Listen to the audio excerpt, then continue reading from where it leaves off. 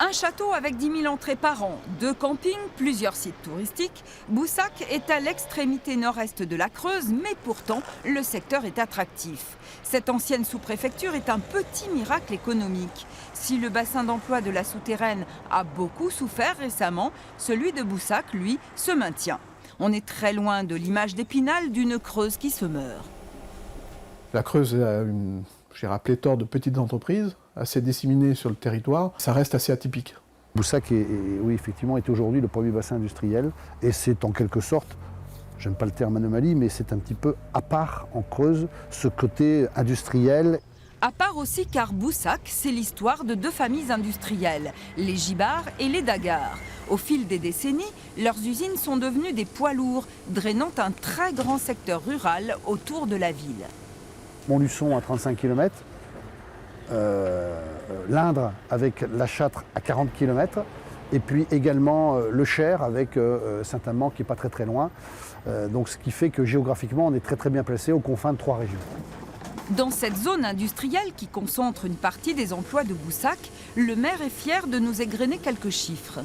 350 emplois chez Dagard, 45 emplois chez Gibard. En périphérie, vous avez France Fermeture également, qui a 180 emplois. Et pour terminer, Jean Hervé, qui est arrivé il y a 2 ans, qui a une vingtaine d'emplois. Le poumon économique de ce bassin de 10 000 habitants, c'est Dagard. Le leader français du panneau industriel, né il y a 61 ans, est le premier employeur privé de la Creuse. L'entreprise était depuis les années 90 aux mains de financiers. Elle vient d'être rachetée en avril par un groupe ibérique qui veut y créer de nouveaux emplois. Nous avons un plan à moyen terme, disons, de augmenter en 50% un peu la force de travail qui travaille chez Dagard, disons, de façon générale. Ça pourrait faire combien d'emplois supplémentaires ici? Entre 100 à 200 emplois en plus. Certains viennent de loin pour travailler chez Dagard, car on peut y faire carrière. Joël roule 80 km tous les jours pour aller au travail.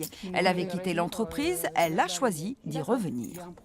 C'est pas que Dagard à Boussac, c'est aussi, je dirais, un groupe international et qui a envie de se développer encore plus en croissance externe. Donc clairement, c'est quelque chose d'hyper motivant. Comme Joël dans son village près de Montluçon, beaucoup font le choix de travailler ici pour préserver leur qualité de vie. On peut allier à la fois une vie relativement saine et équilibrée avec un job intéressant. Et comme l'activité engendre l'activité, Dagard projette de créer un centre de formation d'apprentis pour le montage des panneaux industriels.